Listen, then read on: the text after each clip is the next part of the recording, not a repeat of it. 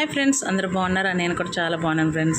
వీటి బియ్యం చూపిస్తుంది అనుకుంటున్నారా? మరి ఏం కాదు ఫ్రెండ్స్, యూట్యూబ్లో చూసి ప్రయోగం చేశాను, పొంగడాలు చేశాను ఫ్రెండ్స్. యూట్యూబ్లో చూసి పర్లేదు, బాగానే వచ్చాయి. రాత్రి అంతా ఒక 1 కేజీ బియ్యం నానబెట్టేసి తెరవాలేసి దాన్ని మిక్సీ పట్టాను, గట్టిగా రుబ్బాను.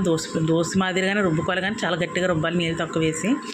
రుబ్బిన తర్వాత బెల్లం స్టవ్ మీద పెట్టేసి బెల్లాన్ని కరగొట్టాను. పాకం కాదు, ఓన్లీ కరగొట్టడమే. బెల్లం అంతా కరిగిన తర్వాత నలకలు ఉన్నాయి చూసారా, అందువల్ల దాన్ని వడకెట్టేసి ఆ రుబ్బులు వేసి కలిపాను. బాగా కలిపిన తర్వాత అందులోనే సోడా, తర్వాత ఏమన్నా యాలకుల పొడి, తర్వాత ఏమైనా మైదా కూడా వేసాను.